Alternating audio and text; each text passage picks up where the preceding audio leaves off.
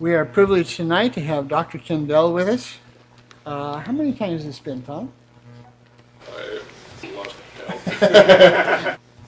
We usually get him once or twice a year, and so this is one of those lucky nights. So please welcome Dr. Kindell.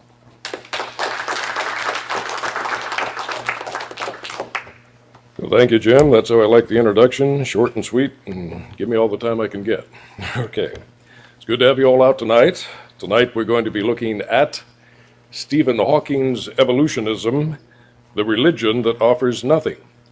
We'll see that what is being passed off as science today really is a religious philosophy masquerading as if it were a scientific fact, and that the logical and scientific arguments they bring to bear to support their alleged science do not hold up under cross-examination.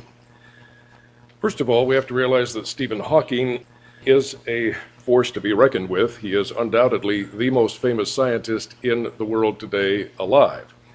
Perhaps the only scientist more famous than him would be Albert Einstein and Sir Isaac Newton. Of course, they have gone on. But Stephen Hawking is still alive despite the odds. When he was diagnosed with ALS in his early 20s, he was told he'd only have 2 or 3 years to live. He is now 72. So he has lived 50 years longer than what they expected. Anyway, he is, the poster boy for evolutionism and atheism. He is considered by many to be the most intelligent man in the world today, which is definitely debatable. But be that as it may, he is a media icon. Last year, they had this movie come out, The Theory of Everything, which was a fairly decent biography. He did, in fact, marry a Christian wife. She, of course, thought he'd be dead within a couple of years. The Bible tells us don't be unequally yoked together with unbelievers. But she thought, well, maybe I can witness to him, maybe he'll get saved. He's only got a couple of years. Well, he's still alive today, 50-some years later. So he is, of course, because of being bound to his wheelchair with ALS, or Lou Gehrig's disease, one of the most easily recognizable scientists. He even says, I can't go anywhere incognito. If I put on a wig and sunglasses, it doesn't matter. The wheelchair gives me away every time. So he definitely is recognized. Discovery Channel and other science programs have featured him many times. Here we have Stephen Hawking's universe, as if he owns it. Well, you may know a few things about it. He doesn't own it. It's not his universe. The other one says Stephen Hawking's grand design, which I find to be oxymoronic since he does not believe in design. And the other one, Stephen Hawking, master of the universe. Well, here again, he doesn't know everything there is to know about God's universe. Nobody does except God. So he's hardly the master or the owner of the universe by any means. Nonetheless, as the old commercial, this probably dates me a bit, but back in the early 80s, they had a commercial about E.F. Hutton, the financial advisor. And when E.F. Hutton speaks, people listen. Yes. Well, unfortunately today, when Stephen Hawking speaks, people listen because he is such an iconic figure, and many people think that even his outlandish ideas will someday prove to be true and that we cannot discount anything he says because he's so much more brilliant than any of us. Well, that isn't necessarily so. Now then, Stephen Hawking and many of the most famous evolutionist scientists today are of the materialist mindset. That means that they hold to materialism as science and truth. Now, materialism is not like Madonna, the material girl who likes material goods. It's an all-pervading philosophy, worldview, and religion that basically says the material universe is the whole of reality. There is nothing beyond the physical universe. Space, time, and matter is the whole of reality. There is no spiritual dimension. Therefore, by definition, there can be no spiritual creator, even though the Bible says God is a spirit and he is indeed our creator. So we have to understand that to them, this is so much a cherished belief that it has become fact in their mentality. They think if we have the majority of scientists on our side and we all believe it fervently enough, then like the Velveteen Rabbit, it gets loved real. They love it so much it becomes real. Anyway, so my hat's off to Richard Lewontin, who was very honest in his appraisal of the materialist position, although an evolutionist. He said, our willingness to accept scientific claims that are against common sense is the key to an understanding of the real struggle between science and the supernatural. We take the side of science in spite of the patent absurdity of some of its constructs, because we have a prior commitment, a commitment to materialism. Notice being committed to something with religious fervor and ardor does not, as a logical necessity, make it a fact, just because they're committed to it. It's a non sequitur that being committed to something therefore makes it scientific. But in their minds it seems to. Now he admits in the next sentence that that is actually true. He said, "It is not that the methods and institutions of science somehow compel us to accept a material explanation of the phenomenal world, but on the contrary, that we are forced by our a priori adherence to material causes." Okay? A priori simply means prior to looking at any evidence, they've already made up their mind about what is true. And therefore they're going to interpret any evidence they see in light of their a priori commitment. Although having a prior commitment to a belief system doesn't make it true or valid in any logical sense whatsoever.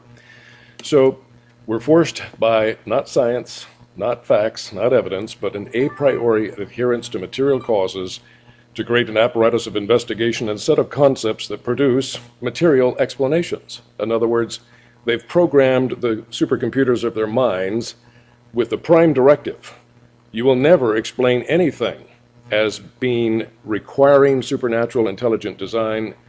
Evolution is always sufficient. Even if it appears impossible, someday we'll find out how it is possible. And creation is simply excluded from the arena of discussion by being labeled an invalid competitor. It is not eligible because they say so.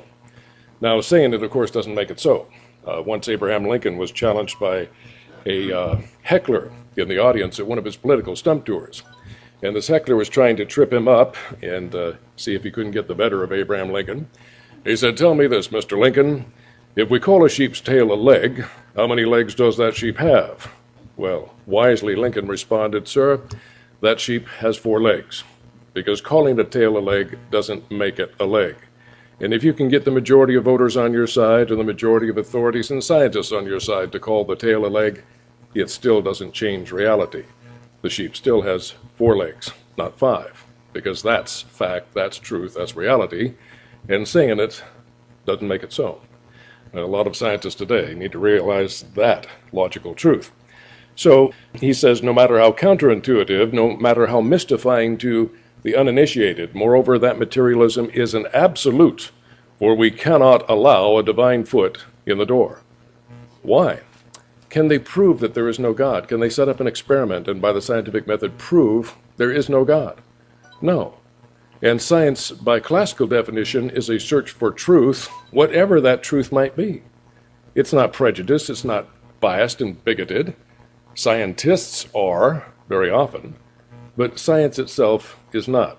The scientific method is supposed to be open-minded, searching for truth, whatever that truth might be. And therefore, being open-minded, it would say, maybe there is a creator. Maybe a creator is the best explanation for the origin of the universe and life and man. Maybe materialism is not true. That's revolutionary to say that. You're not allowed to say that today. You can't say, is materialism true? Is evolution true? You can only say, how did evolution happen? You can debate that all you want, but you cannot ask, is it true or not? That's not allowed. That's been ruled inadmissible by their court of pride, prejudice, bigotry, and preconceived ideas. So when they say we cannot allow divine foot in the door, that's their religious prejudice. It takes as much faith, if not more, to believe there is no God than to believe that there is. Even the Supreme Court said so. Said non-theistic religions are still religions. A rose by any other name is a rose just the same. So we are often accused as Christians of being very narrow-minded and bigoted.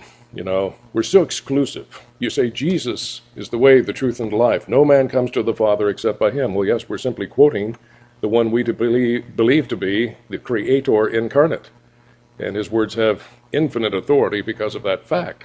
And if we profess to follow him, how can we discount what he has said? Oh, but it's so narrow-minded, it's so bigoted, it's so exclusive. Well, every truth claim is exclusive. Them saying that we're narrow-minded and bigoted is an exclusive claim. It's excluding us from what they say is the right thing to do.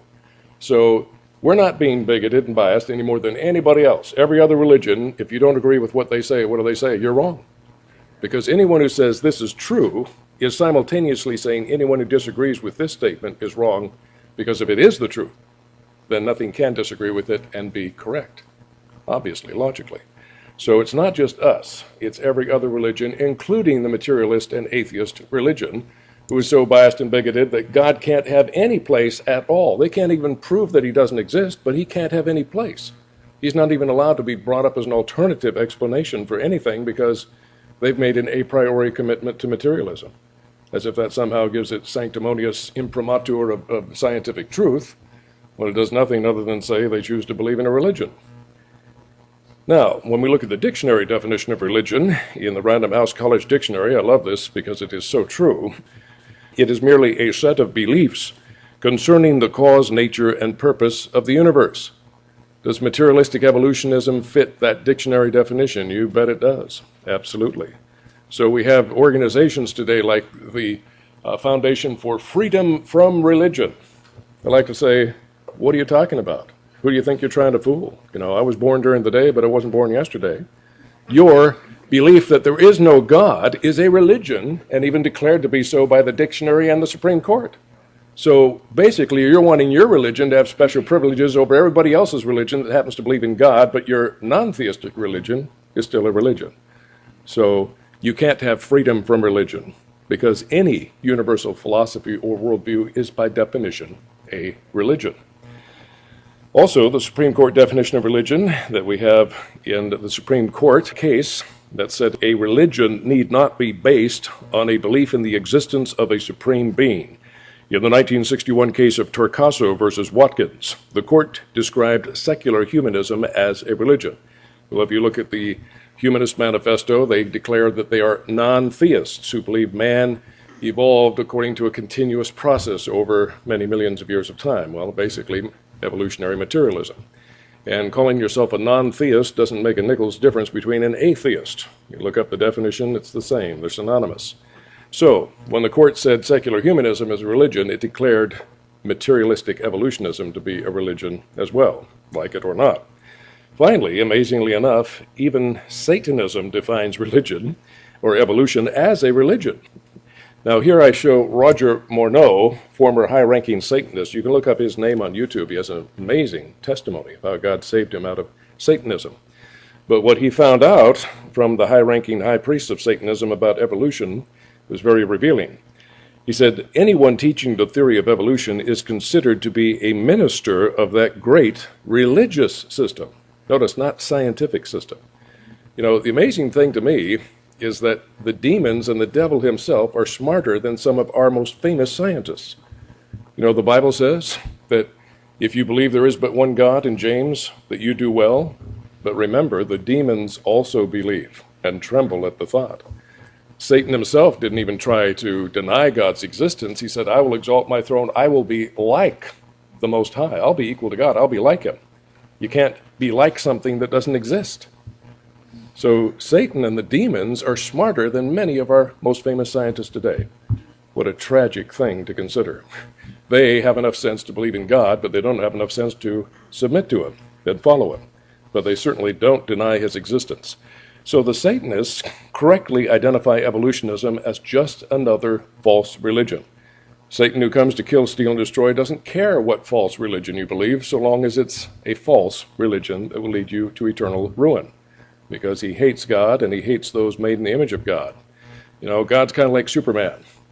Not much you can do against Superman. He's Superman. But he loves Lois Lane. And you can get to Superman by getting to Lois Lane. And she is vulnerable, isn't she? And we, his bride, his church, are quite vulnerable to the attacks of Satan. Those made in the image of God who are redeemed by the blood of Christ but have to accept that truth. Well, God loves them too. And when they get led astray, it hurts God. And that's what Satan's design is to do, to kill and steal and destroy and get back at God any way he can, especially by trying to get us to believe false religions that will lead to our ultimate doom. So, he says it's just a religion, not a science. Also, he said every teacher of that theory is recognized by the spirits as a person of great value, and receives a very special unction or anointing from Satan himself, giving great power to induce spiritual blindness. You may wonder, people ask me all the time, how can these scientists who are so smart believe this stuff? Well, it isn't just the mind. There is a spiritual dimension that is very real. And there are beings, both wicked and holy, that fight in that dimension. And when you give yourself over to the way of rebellion, guess what? The whole world lies under the sway of the wicked one. You're in his domain, and he will blind the minds of them that believe not. You give him access, he'll do it. And once you have that spiritual blindness, it's incredibly hard to come out of.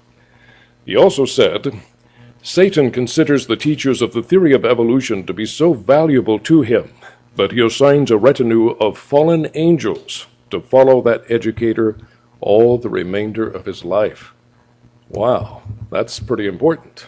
It must be that this doctrine, this religious doctrine, this false religion of evolution is perhaps the most successful tool in the arsenal of our mortal enemy, Satan. When you think about it, it's so successful, it must be the most successful lie the devil has ever spawned. It's believed by more billions of people, both outside and inside the church, than any other false doctrine in the world. And no wonder he gives a retinue of fallen demonic angels to accompany those who espouse this, especially those who are famous. It always amazed me that Hitler, really was a nobody. He only raised to the rank of corporal in World War I. He was a failed artist. He didn't do anything, amount to anything. And yet, when he got into politics and started to gain power, somehow he got endued with some kind of an anointing from somewhere, it certainly wasn't from God, to where he could get up and persuade the minds of millions.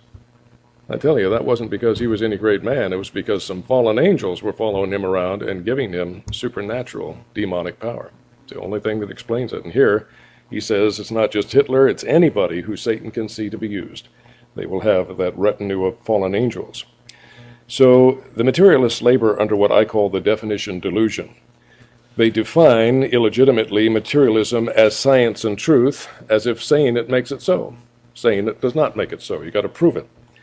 Also, they assume that God and the supernatural are therefore unscientific and untrue because they've labeled them as such, not because they've proven scientifically that that is correct at all.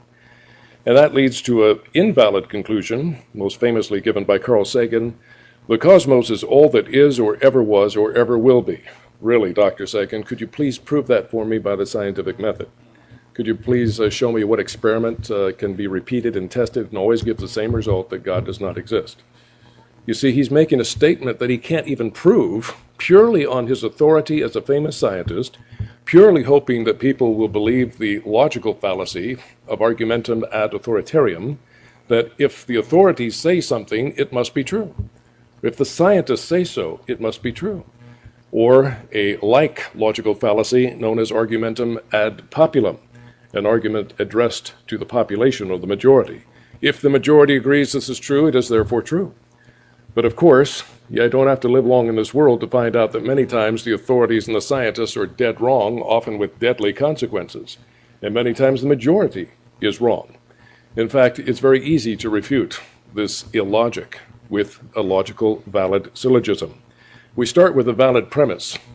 All humans are fallible. Would anyone disagree with that premise? That means all humans are capable of making mistakes. Yes, you don't have to live long to know that's true.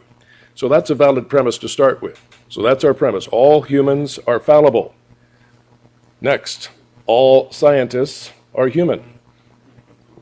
Logical conclusion, all scientists are fallible. Inescapable logic.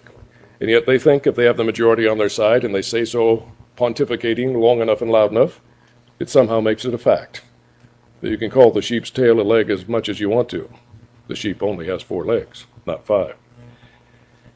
Now, it gets to the extreme where it doesn't matter if all the evidence supports intelligent design and contradicts naturalistic evolution.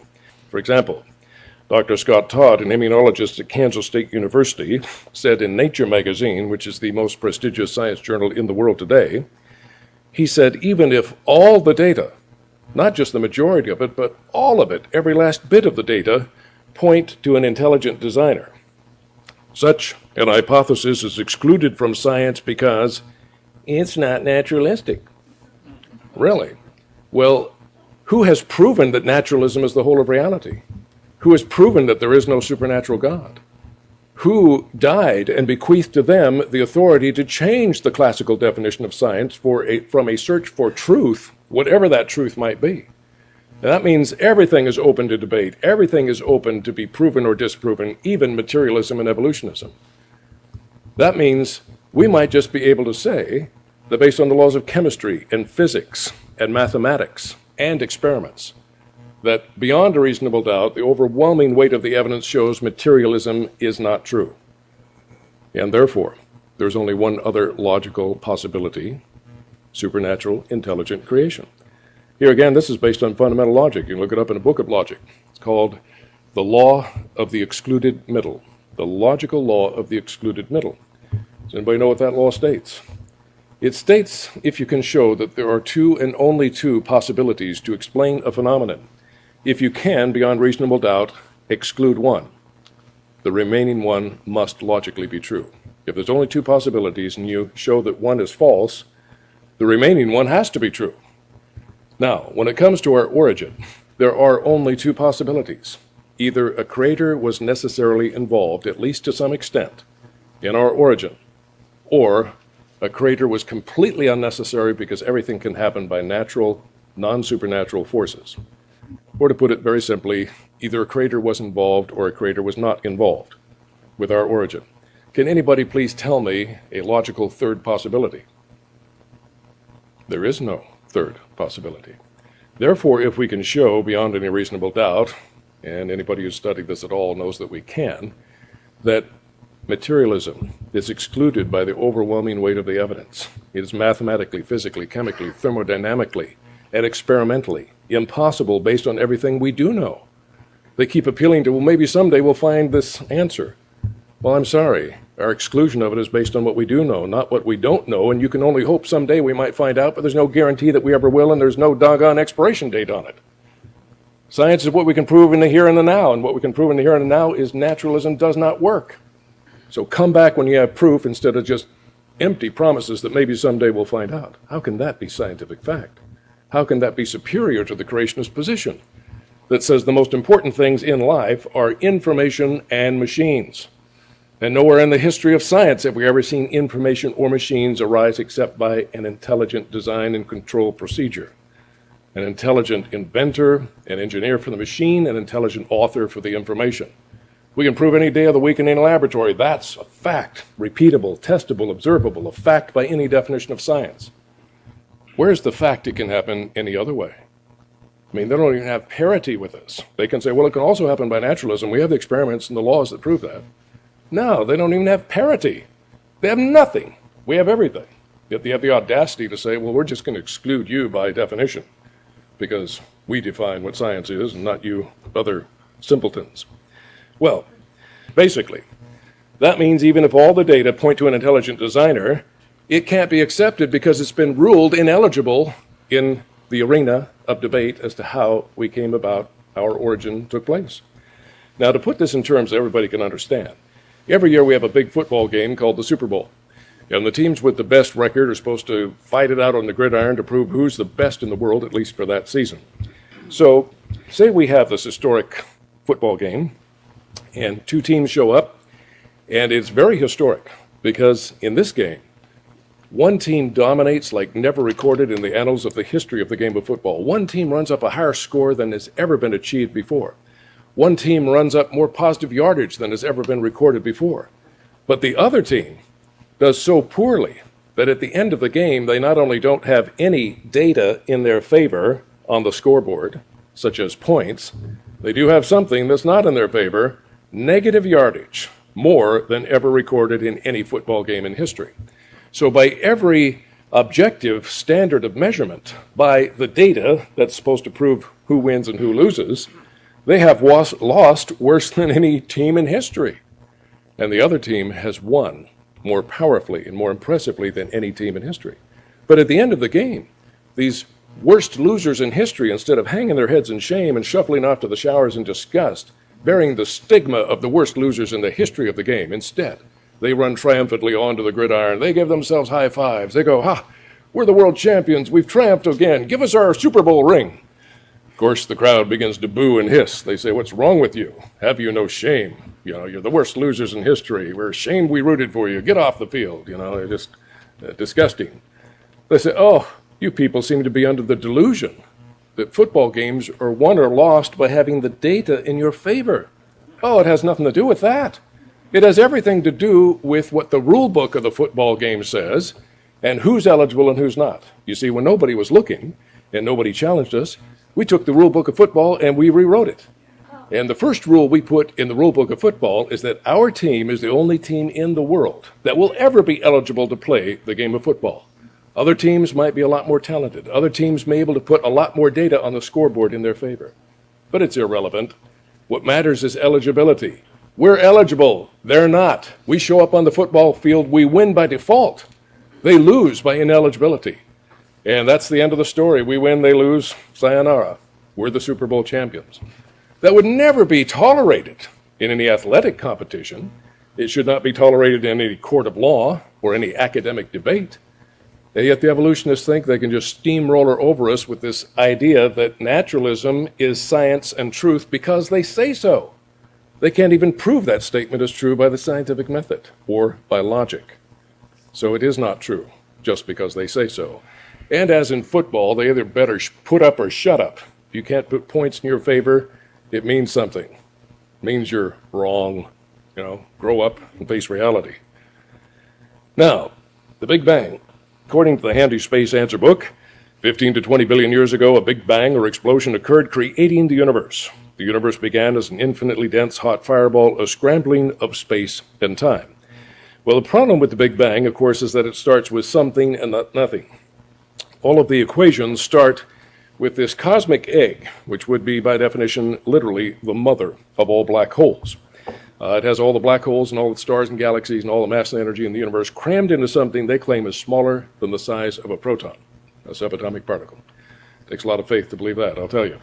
So you start with this cosmic egg, but even Stephen Hawking famously proved through what is now called Hawking radiation that even black holes obey the second law of thermodynamics.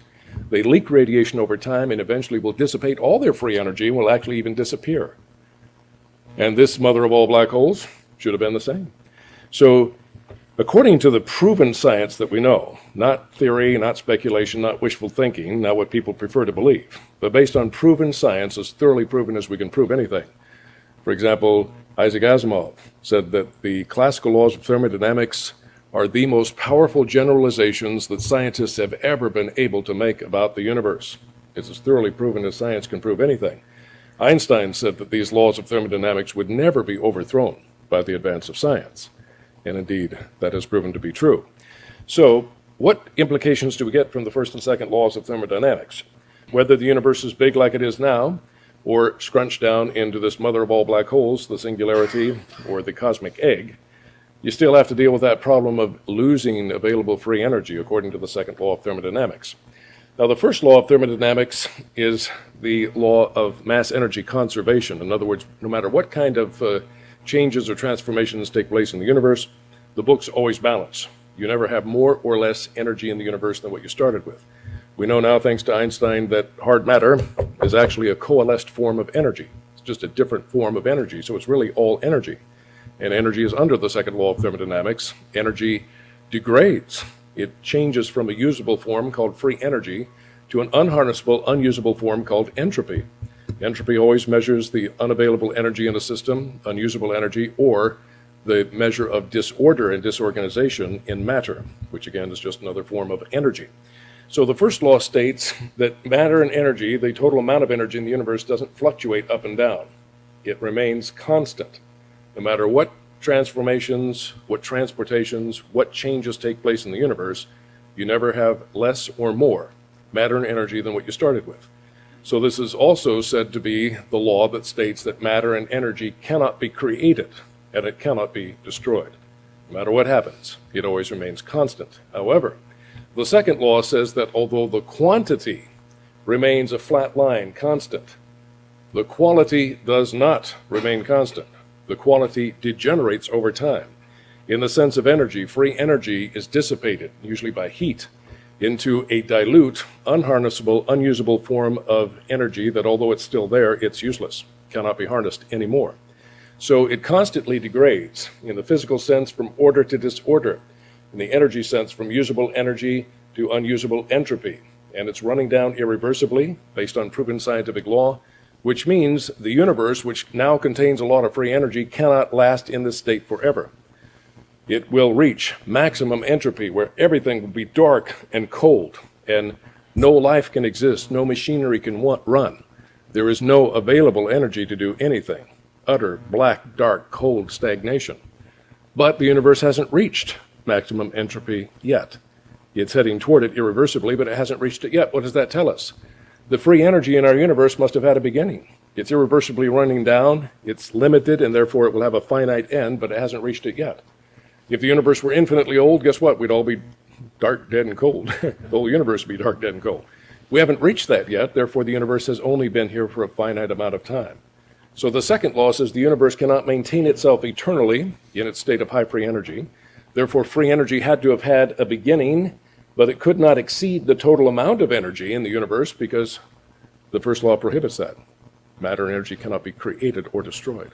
So the laws of physics, the primary laws, show us the universe did have a beginning. The free energy and complexity here had a beginning, but it could not have created itself according to the first law.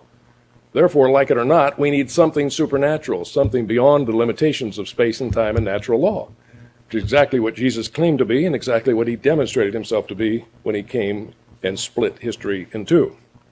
Now, Stephen Hawking himself admits that in real time the universe has a beginning, which is revolutionary. You know, for thousands of years, almost all pagan philosophers and scientists believed the universe was eternal, and that, you know, by various different cosmic forms of evolution, that's how we got here. Evolution is not a new idea. You know, the Greek philosophers dealt with it thousands of years ago, and was soundly refuted by Aristotle and Socrates and Plato. But the idea that what the Bible says is true, there was a definite beginning of space and time and matter. Thanks to Einstein, we know that space and time and matter are so intertwined you can't have one without the other. If free energy had a beginning, so did space and time. It all had a definite beginning, just like it says in Genesis 1:1. In the beginning, God created the heavens and the earth, and time, of course, also. So, he said almost everyone now believes that the universe and time itself had a beginning. Well, they finally caught up to what the Bible has told us for thousands of years. Thanks to the laws of thermodynamics, thanks to Einstein's equations showing the universe had to have had a definite beginning, almost all scientists believe that. But that puts the universe under the supreme law of science. Anybody know what the supreme law of science is? A law so axiomatic, so self-evident, so absolutely required, that without it, the scientific method is not even possible. Well, it's not the first and second laws of thermodynamics. It's not the Newtonian laws of motion or gravitation. It's not the laws of quantum mechanics. It is this law, the law of cause and effect, that states that for every effect there must be an adequate cause, and no effect can be greater than its cause. If this law, which has never broken down, by the way, no known exception to this law, there are theoretical exceptions, but nobody's been able to prove with real science, real experimentation, that that's actually true. So it has no known exception, but basically, this law, if it weren't true, you could not run any experiment and know that what results you got, even if you repeated them for a while, would maintain. Because after all, if it's possible to have effects without causes, how do you know that whatever effect you got in your experiment was there because something popped into existence out of nothing and changed the effect? You see? So there would be no certitude in running experimental science if this law were not true. You throw this law out, you're throwing science out simultaneously. It's that axiomatic or self-evident. Now, this law is so true and so hardwired into our consciousness by our logical creator that even children use it without even thinking about it. For example, if I said, you notice there's a 20-ton bulldozer here in the parking lot. Wasn't there yesterday. How'd it get there? And somebody says, I know how it got there. I didn't see it, but this is my hypothesis. You see that little ant on the sidewalk? Last night, that little ant drug that all the way over here from Costa Mesa. Well, even a child would say, no, that's an inadequate cause. The ant can't pull a 20-ton bulldozer. Now, if you said the bulldozer pushed the ant over here, well, it would be overkill, but it wouldn't violate the law of cause and effect, would it? Bulldozer is more than an adequate cause to push an ant around, but not vice versa. So it's not enough to have just a cause, but it has to have an adequate cause, and you can't have a greater effect than what you possess to give. You can't give more force or more effect than what you are able in yourself to give. You can't give more than what you have, is another way of putting the law of cause and effect. And indeed, one of the greatest scientists of all time, Sir Francis Bacon, who was a Christian man of science, said true knowledge is knowledge by causes. Yes, Jim, that's to remind everybody to turn off their cell phone. Okay, now then, using the law of cause and effect, we can again do another logical syllogism where we start with a valid premise and reason through to a valid conclusion. The premise we start with is that everything that had a beginning requires a cause to explain its origin. Okay, is that a valid premise? Yes, it's basically restating the law of cause and effect. So from that we argue that the universe, including time itself, can be shown to have had a beginning, which even Stephen Hawking and Einstein agree with. And secondly, it is unreasonable to believe something could begin to exist without a cause. We therefore logically conclude that the universe requires a cause, and not just any cause, not an inadequate cause, but a cause capable of producing all the matter, the energy, the complexity, not only of space and time, but of living organisms which are exceedingly complex, and man who has unique attributes in this universe: personality, intellect, emotions, free will, the power of abstract thought, the power to think thoughts that were never thought before, to invent things that never existed before, to create works of art that never existed before. If we are made as finite miniature creators in the image of the infinite, unlimited creator, why shouldn't we have such amazing creative capacities? Well, at this point, the evolutionists get a little upset. After all, we're using science and logic to back them into a corner and tell them their position is not logical or scientific. So Richard Dawkins is famous for trying to turn the tables. He says, well, you creationists think you've got us here, but I will simply ask a question. Who made the maker? Who created the creator? Who made God? Now, he thinks he's being profound and has somehow tripped us up, but he hasn't at all. In fact, his question is illogical. It is a self-contradictory, illogical question. His question is akin to asking this question: tell me, please, to whom is this bachelor married? Does anybody see a problem with that question?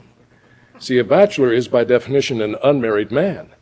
And to ask, to whom is the unmarried man married, is a logical contradiction.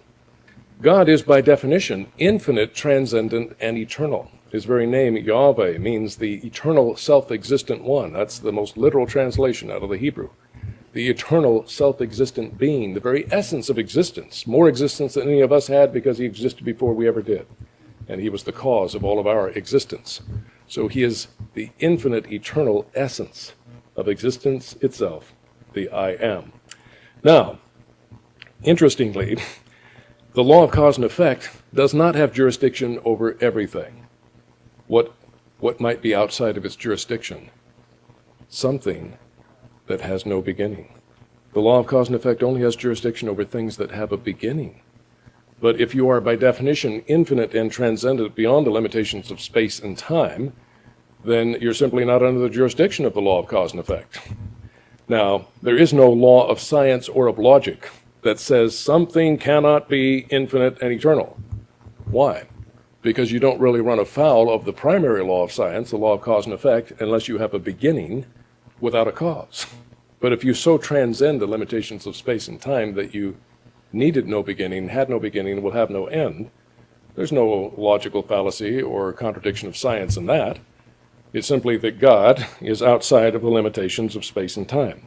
So God, as creator of time, is outside of time. Since, therefore, he has no beginning in time, he has always existed, so doesn't need a cause, and simultaneously is not under the jurisdiction of the law of cause and effect. However, Einstein, Stephen Hawking, and most scientists today agree the universe did have a beginning. It is under the law of cause and effect. It requires an adequate cause. Now we've got to ask ourselves a question in light of what we know in the 21st century about the nature of the universe and things in it, like human beings. What would be an adequate cause, according to the law of cause and effect, to explain everything to the minutest detail that we know in the universe? Well, actually, this question was raised thousands of years ago by Aristotle in refuting the evolutionists of his day. Others who were trying to say everything just kind of came from nothing, or the universe was eternal and it created everything. Well, he used this logical argument, which is still valid today. The first cause of endless time must itself be eternal. The Greeks actually used figuring out with logic that time itself had to have had a beginning. If time were infinite, that means as far as you go into the past, there's no end to the moments of time. As far as you want to go, no end in the past, and if you go in the future, no end to the amount of moments. How then did we arrive at this moment in time?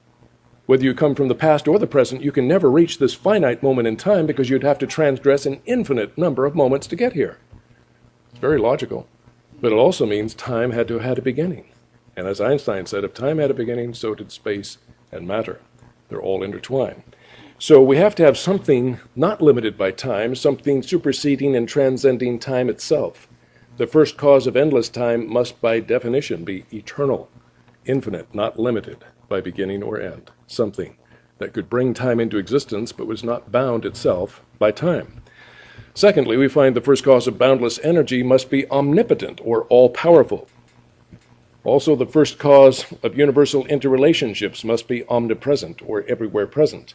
The first cause of supreme complexity must be omniscient or all-knowing. The first cause of consciousness must itself be conscious, since you cannot give that which you do not have.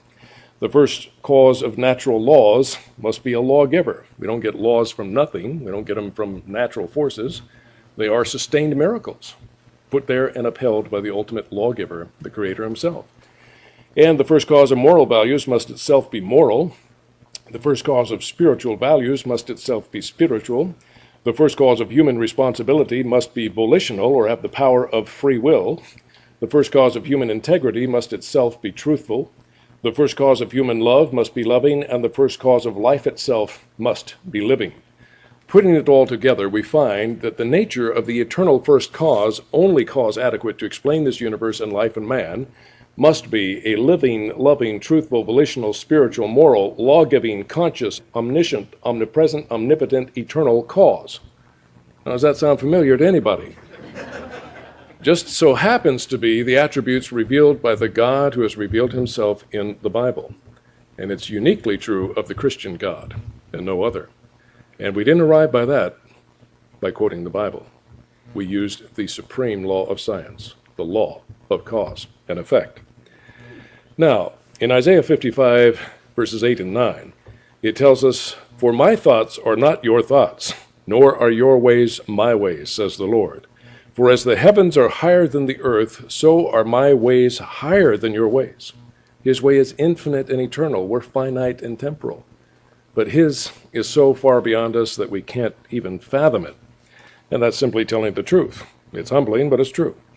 So are my ways higher than your ways, and my thoughts than your thoughts. Now, some evolutionists have actually objected and saying, well, if God is so transcendent and infinite and eternal, then he's so far beyond us that it makes him irrelevant. I mean, how can we even relate to a God who so infinitely transcends everything that we are? You know, if we have to relate to something we can understand, and God's ununderstandable in the ultimate sense, so it makes him irrelevant, even if he exists. Well, that's pure malarkey, pure hypocrisy. Imagine somebody saying, well, you know, I can't have a relationship with anyone or anything unless I totally understand everything about it or that person or whatever. Nobody can live like that. You know, if somebody says, I can't believe in your God because I can't totally understand him and therefore I can't have a relationship with him. Okay, well, by that standard, stop living. Because you can't do anything without somehow depending on things you don't fully understand. For example, this fellow says that, and I said, okay. Well, he says, well, I'm going to leave now. I've refuted you. Your God is irrelevant. I can't fully understand him, so I can't have a relationship with him. I said, really?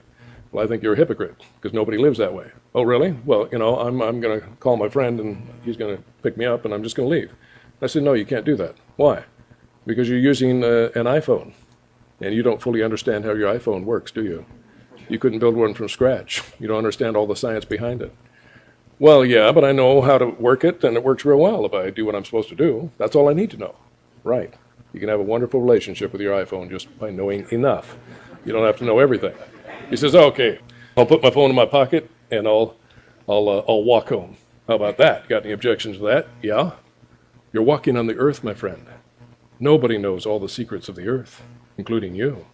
And since you can't have a relationship with anything or anyone you don't fully understand, you can't walk.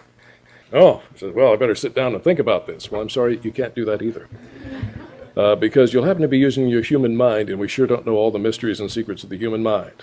Therefore, you cannot have a relationship with your mind. Oh, he says, well, I'll just sit down and I'll try to stop thinking. Is that okay? Nope, because you're still breathing. And we still don't know all the mysteries and secrets of human life.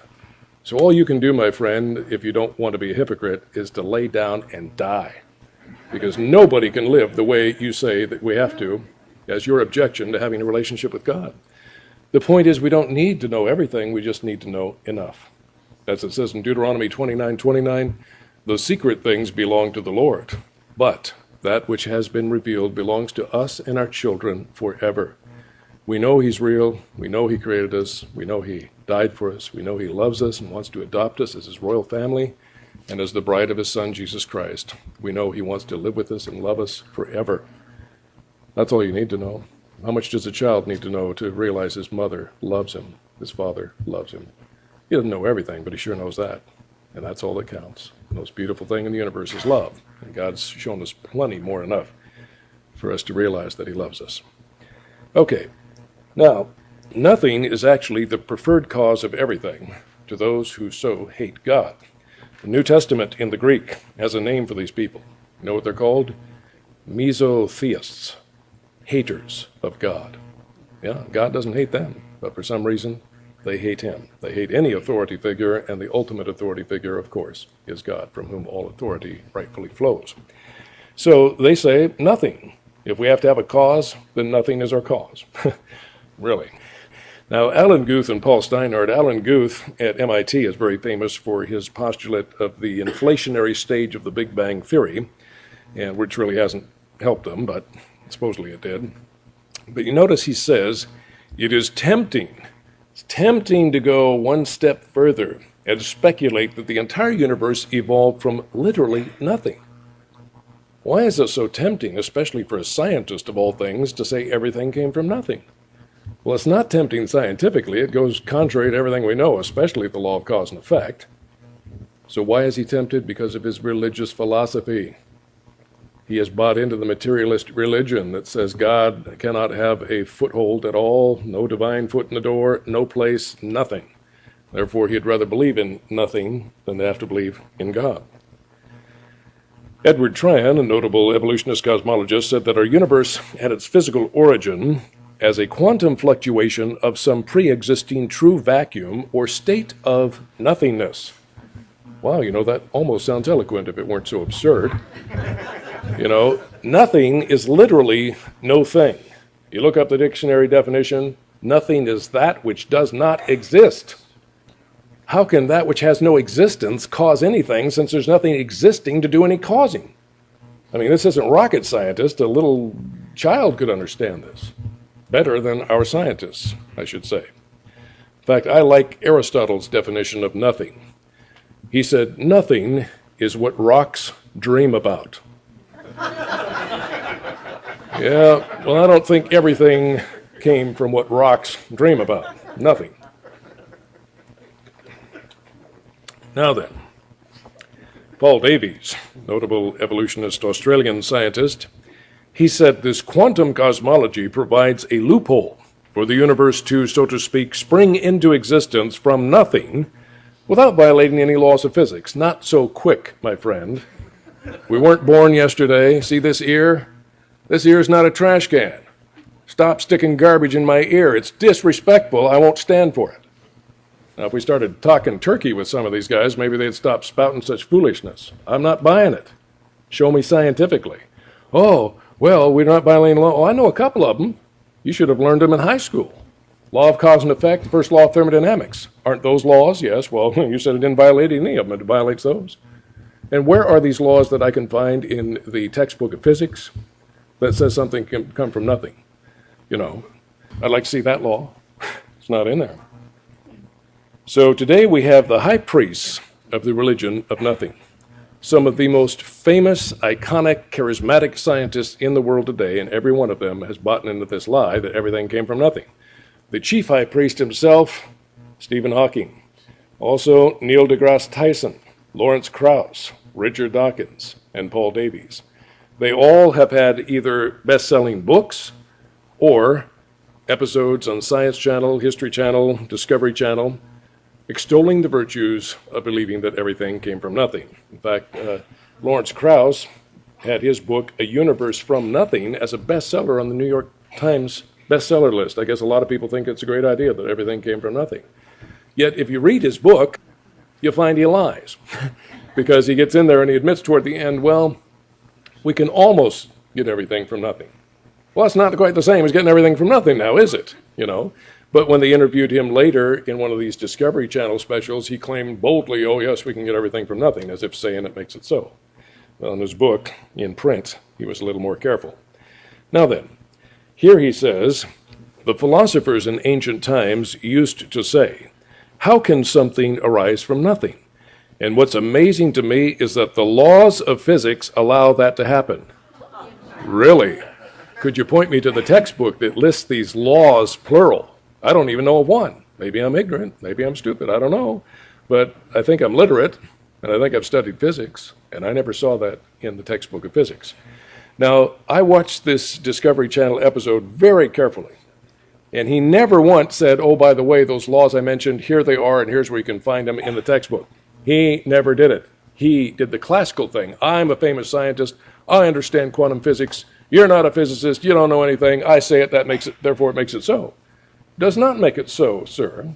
And we don't have to be experts. We do require facts, evidence, and logic, instead of you just declaring it so because you're supposedly so smart and infallible when logic says there is no human who is infallible. So have some facts and evidence and logic, please, Mr. Krauss. Well, he never did give it. He just made the authoritative statement, hoping nobody would call his bluff. Now, Stephen Hawking, if asked for proof that we can get something from nothing, Lawrence Krauss probably would have used a similar argument to which Stephen Hawking used in this Discovery Channel series, brief series called Curiosity. The first episode in the series was labeled, Did God Create the Universe? And of course, Stephen Hawking emphatically said, no, we found out everything came from nothing. Really? Well, how does that work, Stephen Hawking? He said this, travel right down to the subatomic level and you enter a world where conjuring something out of nothing is possible, at least for a short time. That's because, at this scale, particles such as protons behave according to the laws of nature we call quantum mechanics. In other words, how matter and energy operates at the subatomic or quantum level.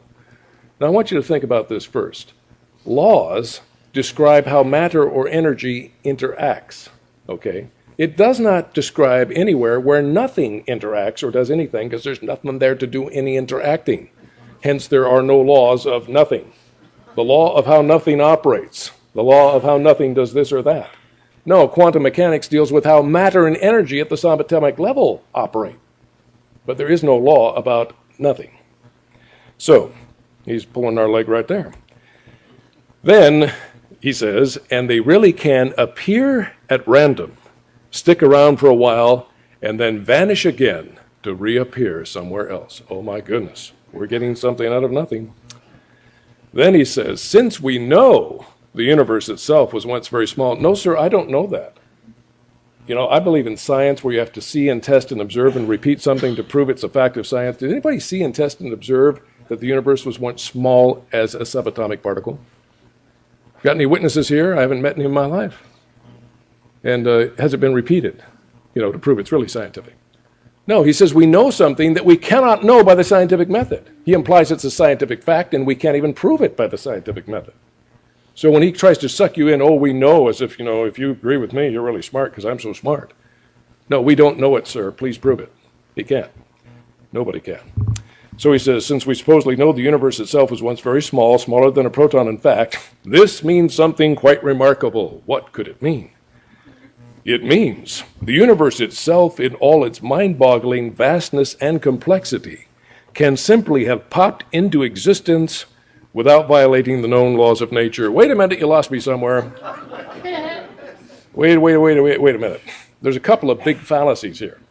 Number one is the fallacy of over-extrapolating a limited observation. Okay? In other words, something that can happen on a very small scale does not logically follow. It's a non sequitur of logic to assume that it can therefore happen on a very large scale. For example, if we have a candlestick up here, and we have a young boy named Jack, and I say, Jack, be nimble, Jack, be quick, Jack, jump over the candlestick. And if Jack is a normal, healthy boy, he can jump over the candlestick back and forth. Oh, well, there you have it, my friends. Because Jack can jump over the candlestick on such a small scale, it is scientific to believe that he now can jump to the moon in a single bound. Even a child would say, that's absurd. But that's the same type of argument he's using here. Even if it were true that a proton could appear out of nothing, which it is not true. But even if it were, does that mean all the protons, electrons, and neutrons and all the mass of the entire universe could appear out of nothing too? That Jack can jump to the moon because he can jump over a candlestick? No. It's a fallacy of over-extrapolation. But even worse than that, we can explain this phenomenon through what we know from Albert Einstein. What's Albert Einstein's most famous equation? E equals mc squared, which means what? E is the symbol for energy. Energy equals mass or matter. Mass and energy are equivalent. Mass and energy are different forms of the same thing. And that means something. That means that energy equals matter times the speed of light squared. So energy equals mass. How much energy is in mass? Well, you multiply it by a very, very big number, 186,000 miles per second or 300,000 kilometers per second, times that big number again. That's a very big number. That then, dealing with the amount of mass you have, tells you how much energy is coalesced into matter. It's a lot of energy. And we, of course, with nuclear weapons, we get a glimpse of just how much energy really is there. But it also means this. It means that matter can be converted into energy, and energy can be converted into matter. Now, this is known physics. This is accepted physics. We don't need your wild, mind-boggling, extravagant explanation, Dr. Hawking, that matter is appearing out of nothing at all. There's energy in the system at the subatomic level. And you can simply have a proton coalesce out of the available energy into a different form and then go back to the same form of energy. For example, what's this dangling at the end of my wrist? Not a trick question. It's a hand, okay? So this hand is not nothing. This hand is something. But this something called my hand can exist in two different forms. It can exist in this form. Outstretched fingers wiggling. Say that's the form of normal energy. But it can also transform into this form. A fist. A fist is just a hand in a different form. And it can hang around for a while in this form, and then it can transform back into this form. All the while, it's not coming or going from nothing. It's simply something that's already there, changing from one form of the same thing into another form. There's always a hand there in one form or another. And that's all we have here. The most simple, straightforward explanation based on known physics without the exotic explanation that, my gosh, it's coming out of nothing, is that at the quantum level, available energy can coalesce into a proton, hang around for a while, and then transform back into energy. Now, to prove his point, they'd have to run an experiment where there's no energy, not even the elusive 0-point energy that we can't seem to get rid of no matter what we do. There's no energy available, and it still happens. Have they done that experiment? No. My gosh, then they wouldn't have a straw to clutch at, would they? And it's not even conceivable that we really could run such an experiment and guarantee that we've limited all possible forms of energy in the system. So it's not proven anything. We can easily explain it based on known physics. He is just taking advantage of people's ignorance and people's willingness to trust him because he's a famous scientist. He's a charlatan. Hate to say it, but the facts speak for themselves. Now, Richard Dawkins says the fact that life evolved out of nearly nothing, some 10 billion years after the universe evolved literally out of nothing, is a fact so staggering that I would be mad to attempt words to do it justice. Please, Dr. Dawkins, please indulge in some madness, because I would really love to hear the explanation. I don't want to hear this excuse that, I'd be mad to attempt it. Go ahead and indulge in some madness. I really want to hear the science, the observation, the experiments, real science, sir, that what you say is true.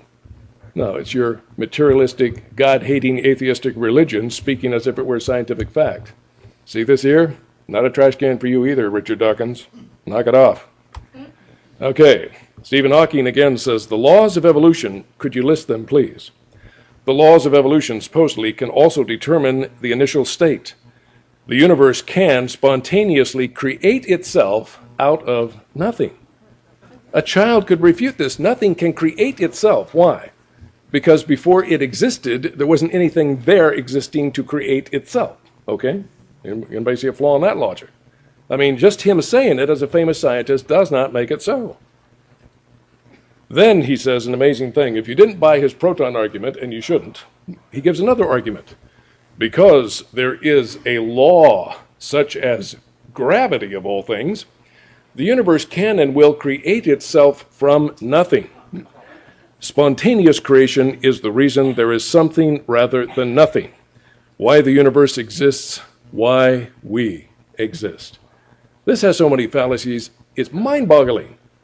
He says we can get everything from nothing. Really, sir, is gravity nothing? If you think so, prove it. Jump off the Empire State Building and say, there's nothing can harm me. After all, gravity's nothing. No, it's invisible, but it has the power to kill you if you disrespect it. Very real. Furthermore, this real thing called gravity, which is not nothing, cannot exist unless you have something else also existing. What is it? Mass. And then you have a law that dictates how this gravity operates through mass. And, laws tell us how that operates, okay? God put those laws there. So to get something from nothing, you must first have mass and gravity and the laws that govern how gravity works. You have to have three things in order to get everything from nothing. I think maybe he's given us a little violation of the law of truth in advertising. If he's going to say we're going to get it all from nothing, why do we have to have three things to get everything from nothing? Because we have to have three things to get something. Mass, gravity, and the law that governs gravity. Well, doesn't make sense to me. He also now admits the real truth. There have been various ideas, but for me, the most attractive, what I like, my philosophy, what I prefer to believe, what's attractive to me, by golly, is that the universe was spontaneously created out of absolutely nothing. Well, you know what? We have a First Amendment, Stephen Hawking.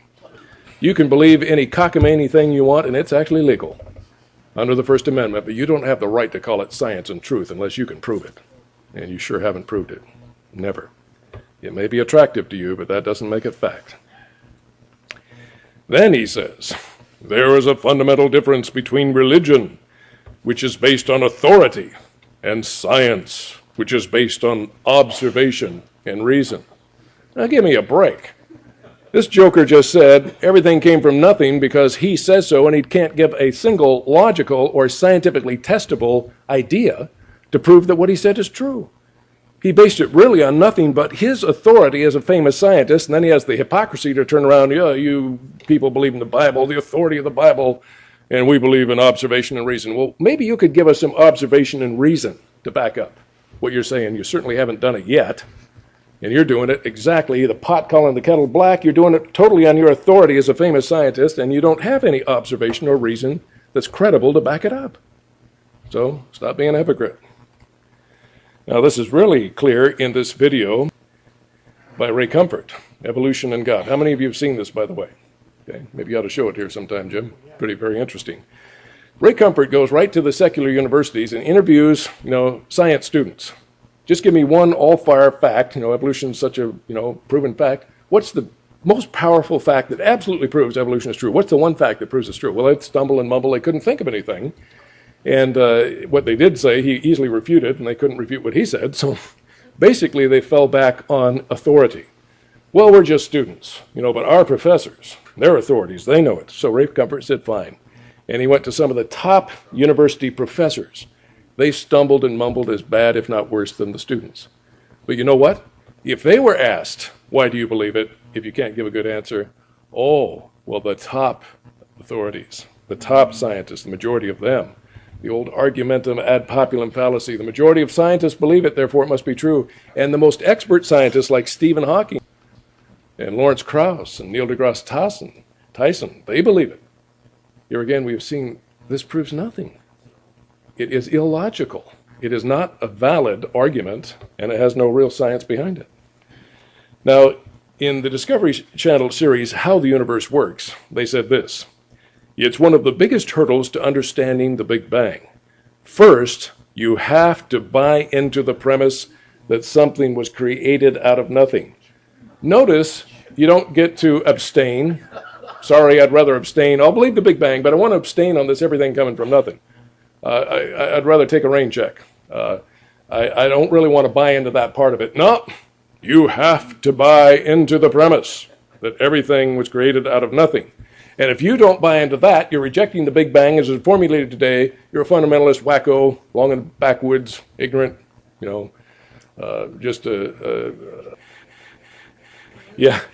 the FEMA camp for you. You're going to get re-educated. Anyway, I shouldn't even joke about that because that, boy, it'd come a lot faster than most people think. Anyway, so you have to buy into it, like it or not, that the greatest axiom of science, the law of cause and effect, is no longer true, and that the second law or first law of thermodynamics is not true either. Then it says, understanding how nothing turned into something may be the greatest mystery of our universe. Boy, I'll agree with that. That's one thing I can say tonight I absolutely agree with. It's a great mystery.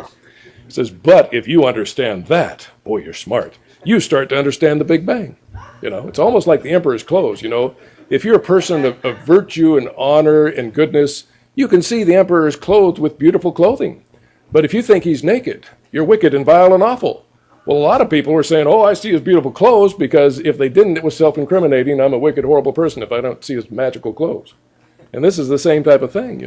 Boy, if you want to be smart and respected, say you believe everything came from nothing in the Big Bang. That's all you have to do. And a lot of people are doing it. Get on the bandwagon. Well, I'm sorry. I will never understand this. Says then you understand the Big Bang. I'll never understand the Big Bang, because it starts with the most fatal of all flaws. It requires that we believe everything came from nothing. And there's nothing more illogical or anti-scientific than that. There's no more inadequate cause than that which does not exist, to put it in a nutshell. So then they simply say it as if saying it makes it so at the end. At the dawn of time, the universe explodes into existence from absolutely nothing into everything. Because if we say it, that makes it so. The sheep's tail is a leg, and a sheep has 5 legs because we say so, and we're the majority, and we agree. And how many people don't even know basic logic, basic tenets of debate? I remember when I was in high school, logic was a required course. Debate was a required course. You learned to think critically. You just didn't accept anybody, the teacher, anybody. If they had a logical fallacy, you nailed them, and you were encouraged to do so. We're not encouraged anymore, because if we did, our politicians and many of our scientists would get the boot, wouldn't they? Now, I'm not saying the politicians lie all the time, okay? They don't lie all the time. It's just when their lips are moving, okay? Okay. Now, New Scientist magazine put it this way: why does the universe exist at all? Why is there something rather than nothing? Perhaps the Big Bang was just nothingness doing what comes naturally. I guess if you say a funny, trite statement, we can ignore all the lack of scientific proof and logic and just laugh and believe it anyway, but I can't. Now, Paul Davies, in his book, The Edge of Infinity, he said the Big Bang represents the instantaneous suspension of physical laws, the sudden abrupt flash of lawlessness that allowed something to come out of nothing. It represents a true miracle. Well, I'll grant you that. That's a greater miracle than anything I have to believe in the Bible. I have enough faith to believe any of the miracles in the Bible compared to this one. This one I don't have enough faith for. Now, again, fallacy upon fallacy. He says we have to have an abrupt flash of lawlessness, and he calls it the suspension of physical laws. Okay, so physical laws were there, but now something suspends those laws to allow things that are unlawful to happen. Well, if the laws are there, the laws are something. They're immaterial, but they're real. So we're not getting everything from nothing if there's laws already there, and then there's something there that has to suspend them. That's something too. So how do we get everything from nothing when we start with laws that are something and then something has to intervene to suspend them, and then we get everything from nothing because they've somehow been suspended by something that's there, but it's really nothing. And, you know, I shouldn't say some of these things. Anyway, so thirdly, notice the contradiction. Our great guru, Stephen Hawking, he says, because there is a law like gravity, we can get everything from nothing. Here, Paul Davies, very famous scientist, says, no, we have to get rid of the laws. Then we can get everything from nothing. Which authority are we supposed to believe? They blatantly contradict one another. One says you have to have a law to get everything from nothing. The other says we have to suspend and get rid of the laws to get everything from nothing. And yet they're supposed to all have equal authority and be so much smarter than us. Logical fallacy upon logical fallacy. What I'd like to ask is this: why is this more scientific than in the beginning God created? It is not. Because in the beginning God created the heavens and the earth is fully in accord with the most axiomatic, the most important, the most sacred law in all of science, the law of cause and effect, which states that if you have an adequate cause, you can get an adequate effect. God adequately explains everything from the tiniest detail to the most majestic and magnificent grandeur in the size of the cosmos. He explains it all. So it is scientific to believe Genesis 1:1, in the beginning God created, is fully in accord with the law of cause and effect because we have an adequate, omniscient, omnipotent creator to do it. And he showed up in space and time and showed us who he was and demonstrated his power and rose from the dead. That's pretty good credentials. So it's not more scientific than in the beginning God created, because what they believe violates the law of cause and effect, Genesis 1:1 does not. It's fully in accord with the law of cause and effect, the axiomatic law of all science. Now, I have trouble with this because, I can believe things like a magician, an illusionist can pull off the illusion of pulling a rabbit out of a hat. But these jokers have pulled the whole universe out of their hat, and they don't even have a hat. It's a little bit hard to believe. In conclusion, we find that something eternal must have caused the space-time matter continuum of this universe to come into existence. There are two options to choose from: an eternal, omnipotent creator, an adequate cause to explain everything, a cause who showed up in space and time and gave us his identity, fulfilling prophecy, doing miracles only the creator could do, and rising from the dead as the ultimate proof that he is Lord of life. Or there is the other option: eternal, impotent nothing. And there's nothing more impotent than that which does not exist. So take your choice. Tragically, Stephen Hawking and so many others have chosen this and tried to defend it unsuccessfully, to put it mildly. In conclusion, I quote here Stephen Hawking out of this Discovery Channel episode. He said, "It's my view that the simplest explanation is there is no God. No one created the universe, and no one directs our fate. This leads me to a profound realization. There is probably no heaven and no afterlife either." Well, thank you. What about 90% plus of the people who believe there is some kind of an afterlife, there's some hope beyond the grave? Oh no, science takes away that hope. This miserable world, there's not anything better, no happy hunting ground, no afterlife, no Christian heaven, no nothing. You die, that's it. You rot back in a plant fertilizer. That's the end of you for eternity. You'll never remember you ever existed. You'll never remember you ever achieved anything. Right after this, he says, "I am grateful that I had, basically the profound honor of contemplating the universe during my brief stay here." Really? What are you grateful for? You're never going to remember you ever contemplated the universe when you're dead and rotted in a plant fertilizer. You're never going to remember you ever achieved anything. And when everybody else goes extinct, as they will according to the law of evolution, they'll never remember you ever existed or were famous or did anything. So let me ask you a question. According to your own religion, what value did your life have? Why did you exist? What is the difference with you not having ever existed, since neither you nor anyone else will ever remember you ever did or achieved anything? you might as well have never existed. And you think, oh, I'm just so glad I was able to exist and contemplate the cosmos. Why are you grateful? You're never going to remember it. You say you and nobody else has any hope. You know, I would not want to believe that unless somebody had overwhelming scientific and logical proof to force me to that philosophy of despair and hopelessness and worthlessness. God says he has put eternity in our hearts.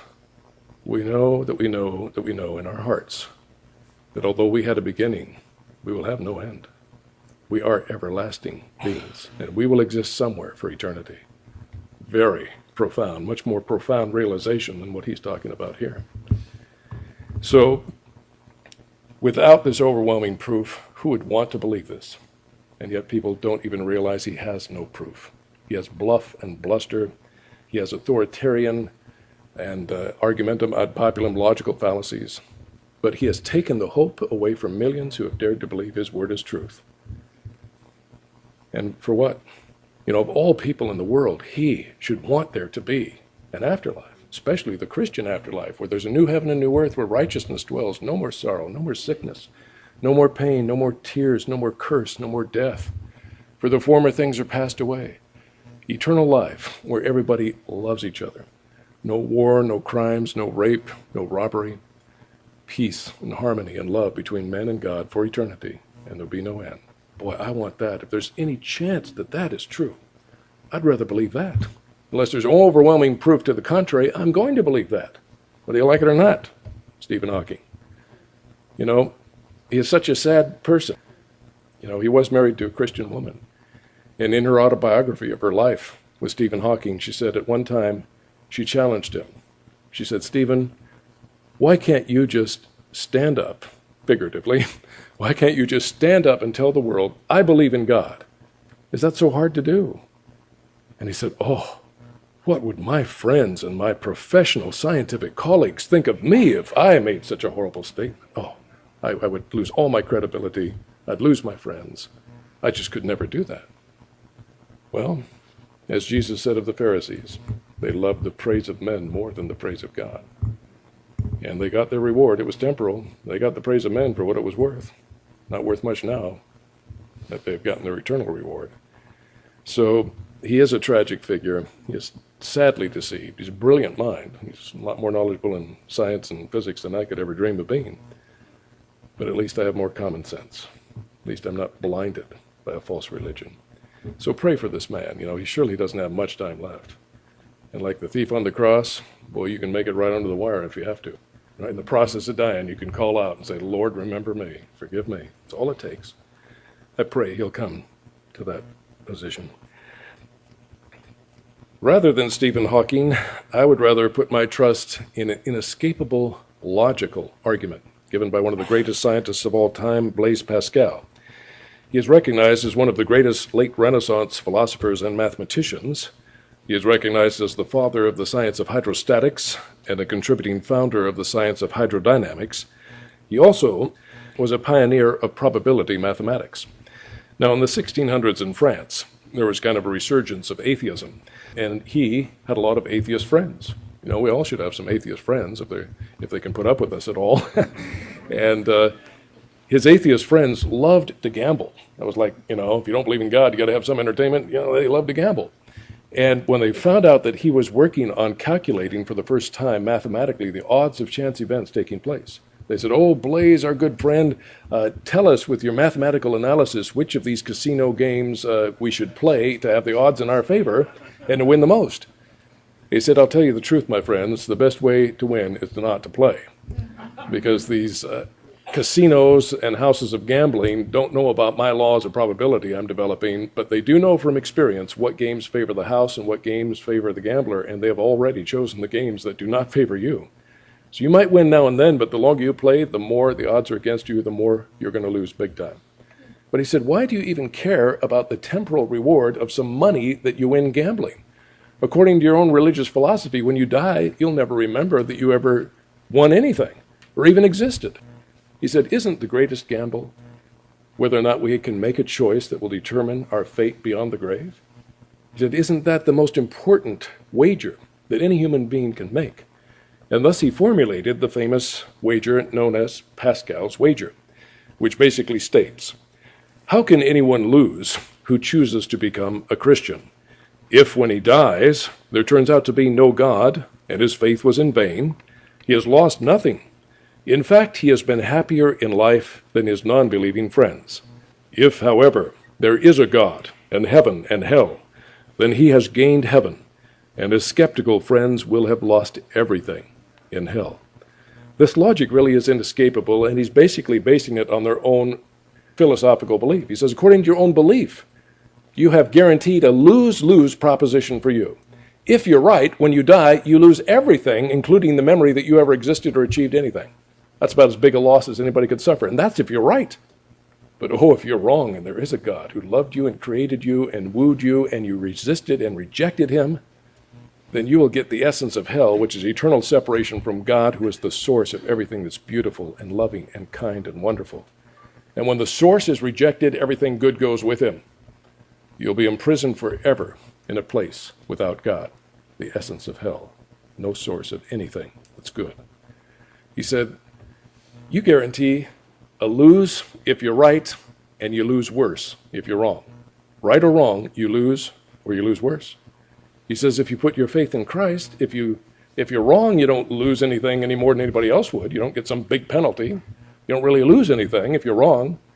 But if you're right, and his promise is true, you gain everything the human heart would ever enjoy for all eternity. Why guarantee a lose-lose proposition by putting your wager on that type of faith when you could put your faith in Christ and have nothing to lose but everything to gain if you're right? The logic is inescapable. And there's good reason to believe that what Jesus said is true. He did come in fulfillment of prophecy. He did the miracles only the Creator could do. He rose from the dead, and his prophecies are still being fulfilled today. He will soon return, and then there won't be any more debate about whether or not he exists. Unfortunately, it'll be too late for those who have rejected him. So if you have not taken Pascal's wager to heart, I hope you will tonight. Put your faith in Christ. Make that the wager of your life. You have nothing to lose, but everything to gain. Thank you for your attention tonight. Jim, I'll turn it over to you.